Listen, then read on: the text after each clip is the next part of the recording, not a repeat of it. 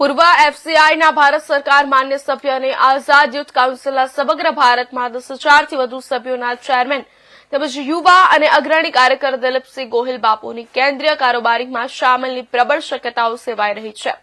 Bharatiya Janata party Gujarat પ્રદેશ અધ્યક્ષ જગદીશ વિશ્વકર્મા દ્વારા કારોબારી સભ્યોમાં સૌથી વધુ યુવા કાર્યકરોની તેમજ ભારતીય જનતા પાર્ટીના રાષ્ટ્રીય અધ્યક્ષ તરીકે 45 વર્ષના યુવા નીતિન નબીનજીની નિમણૂક કરતા ચર્ચાઓ અને ગતિવિધિઓ તેજ બની છે। ભારતીય જનતા પાર્ટીએ સંગઠન અને સરકારમાં યુવા કાર્યકરોને સૌથી વધારે પ્રાધાન્ય આપતા યુવા નેતાઓ ગેલમાં આવી આશાઓ રહ્યા છે। ત્યારે ઇન્ડિયા ન્યૂઝે વડોદરાના આવા જ રાષ્ટ્રીય કદ ધરાવતા યુવા અને અનુભવી નેતા સાથે ખાસ વાતચીત કરી વિસ્તૃત ચર્ચા કરી પાર્ટી તેમજ તેમનો મત જાણવાનો પ્રયાસ કર્યો। ગતરોજ ભારતીય જનતા પાર્ટીના પ્રદેશ પ્રમુખ જગદીશ વિશ્વકર્મા દ્વારા પ્રદેશ કારોબારી સભ્યોની નિમણૂક કરવામાં આવી હતી। તેવી જ રીતે ગતરોજ રાષ્ટ્રીય લેવલે ભારતના જે રાષ્ટ્રીય અધ્યક્ષ છે તે નીતિન નબીને ફોર્મ ભર્યું હતું ને તેઓ બિનહરીફ આજે માન્ય પ્રધાનમંત્રી મોદીના હાજરીમાં અને પૂર્વ પ્રદેશ અધ્યક્ષ જેપી નડ્ડાની હાજરીમાં આજે તેમની નિમણૂક કરવામાં આવી છે। તે 12મા રાષ્ટ્રીય અધ્યક્ષ તરીકે હાલ કાર્યરત થયા છે। તેવી જ રીતે જોવામાં આવે તો હમણાં હાલમાં કેન્દ્રીયથી લઈને રાષ્ટ્રીય લેવલે પ્રાદેશિક લેવલે પણ યુવાઓને સ્થાન આપવામાં આવી રહ્યું છે। યુવાઓ રાજનીતિમાં આગળ આવી રહ્યા છે અને આ નવી પેઢીમાં ભારતીય જનતા પાર્ટીએ એક નવો દાવ રમ્યો છે। તેની અંદર જે યુવા છે, જે નવું લોહી છે, તેને રાજકારણમાં પ્રેરિત કરીને આગળ વધારવામાં આવી રહ્યું છે। આ જ વિષયમાં વાત કરવા માટે વડોદરાથી ખાસ દિલીપસિંહ બાપુ આપણી સાથે હાજર છે। તેમની સાથે જ આપણે ચર્ચા કરીશું અને જાણીશું આગળની રણનીતિ વિશે, તે આગળ યુવાઓનું શું મહત્વ છે। જી દિલીપસિંહ બાપુ, ઇન્ડિયા ન્યૂઝમાં આપનું સ્વાગત છે। નમસ્કાર। આ યુવાઓને જે સ્થાન આપવામાં આવી રહ્યું છે હમણાં હાલમાં, તેના વિશે શું કહેશો?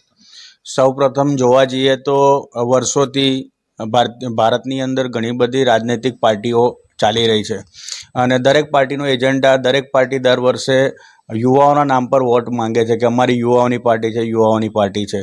પણ વર્ષોની અંદર જોવા જઈએ ભારત વર્ષની અંદર કે આ ફર્સ્ટ ટાઈમ ભારતીય જનતા પાર્ટીએ એક ઐતિહાસિક ઇતિહાસ રચ્યો છે કે જે 45 વર્ષના નીતિન નબીનજીને રાષ્ટ્રીય અધ્યક્ષ બનાવીને સાબિત કરી દીધું છે કે ખરેખર ભારતીય જનતા પાર્ટી યુવાઓની પાર્ટી છે।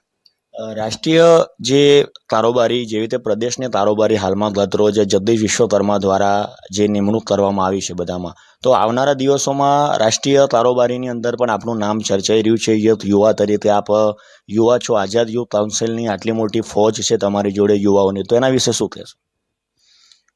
સૌપ્રથમ તો જોવા જઈએ કે ભારતીય જનતા પાર્ટીની અંદર સક્રિય કાર્યકર્તા તરીકે હું છેલ્લા 3 વર્ષથી મારું કાર્યકાળ સંભાળી રહ્યો છું।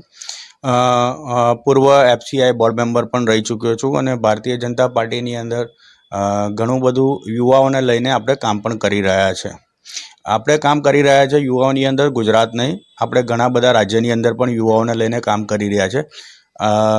રહ્યું રાષ્ટ્રીય લેવલે નામની ચર્ચાનું, એ તો પાર્ટીની વિચારધારા છે કે પાર્ટીને વિચારવાનું કે કયા યુવાઓને આગળ લઈ જવા, કારણ કે ભારતીય જનતા પાર્ટી આજે સાબિત કર્યું છે કે ખરેખર ભારતીય જનતા પાર્ટી યુવાઓની જ પાર્ટી છે। તો પાર્ટીના કાર્યકર્તા તરીકે પાર્ટીનું જે પણ હુકમ હશે એ પાર્ટીના હુકમ અમે સરાખો પર લઈને પાર્ટી સાથે અમે આગળ વધીશું। જો વાત કરવામાં આવે તો આપ જે આઝાદ યુથ કાઉન્સિલ જે હમણાં ચલાવો છો, તેની અંદર જાણકારી મુજબ 10,000થી 15,000 યુવાઓ સમગ્ર દેશમાં કાર્યરત છે, જે વિવિધ પ્રવૃત્તિઓ કરતા હોય છે। પૂર્વ એફસીઆઈના મેમ્બર પણ ભારત સરકાર દ્વારા રહી ચૂક્યા છો, જેની હાલમાં જ કંઈક હમણાં ટર્મ પૂરી થઈ છે। અને જે નવું રાજકારણ જે યુવાઓને પ્રેરિત કરી રહ્યું છે, યુવાઓ જે આગળ આમાં વધી રહ્યા છે, તો એની અંદર ખાસ આપણે અગર જો તમને ચાન્સ આપવામાં આવે તો આગળ કઈ રીતની આપણી રણનીતિ રહેશે? સૌપ્રથમ તો હું પાર્ટીનો એક કાર્યકર્તા બનીને જ રહીશ, કારણ કે જે કાર્યકર્તા કરી શકે છે ને એ કોઈ મોટી સ્થાન પર પહોંચીને એ કાર્ય નહીં કરી શકે। કારણ કે કાર્યકર્તા હશે ને તેને ગ્રાઉન્ડ લેવલ સુધી, ગ્રાસરૂટ સુધીનું એને ખબર પડશે કે કયા વ્યક્તિઓની શું, યુવાઓની શું જરૂરત છે, શું માંગ છે। જે દિવસે કાર્યકર્તાને કોઈ ઊંચા લેવલે લઈ જવામાં આવે છે, કોઈ ઊંચા સ્થાન પર બેસાડવામાં આવે છે, તો ત્યારે યુવાને જવાબદારી એટલી બધી ઘણી બધી વધી જાય છે કે યુવાને ગ્રાસરૂટ સુધીની પરિસ્થિતિ શું છે ને ખબર નથી પડતી। તો ભારતીય જનતા પાર્ટીની સાથે સમક્ષ હું સાથે રહીને યુવાઓની શું પરિસ્થિતિ છે, યુવાઓની પરિસ્થિતિને ભારતીય જનતા સામે મૂકીને અને એમની સાથે ખભેથી ખભે મિલાઈને અમે કામ કરી શકીશું. તમને રાષ્ટ્રીય લેવલથી તોય તો તૈયારીના ભાગરૂપે તોય તેવો અણસાર આપવામાં આવ્યો હોય તેવું તોય તો અમારા દર્શક મિત્રોને જણાવશો? ભારતીય જનતા પાર્ટી યુવાઓની પાર્ટી છે અને યુવાઓ માટે ચોક્કસ આ 2026 ભારતીય જનતા પાર્ટીએ યુવાઓને આગળ લાવવાની તક આપેલી છે. તો જરૂર ને જરૂર કંઈક ને કંઈક વિચાર્યું હશે ભારતીય જનતા પાર્ટીએ. ભારતીય જનતા પાર્ટીનો જે પણ હુકુમ હશે, કાર્યકર્તા તરીકેનો બી હુકુમ હશે, તે આપણે સરાખો પર લઈને ચાલીશું.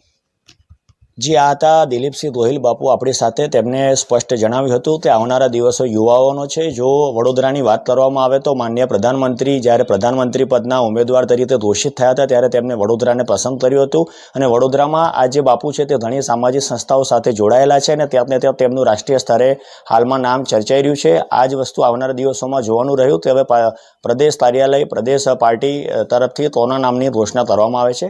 Himanshu Joshi, India news, Vadodara.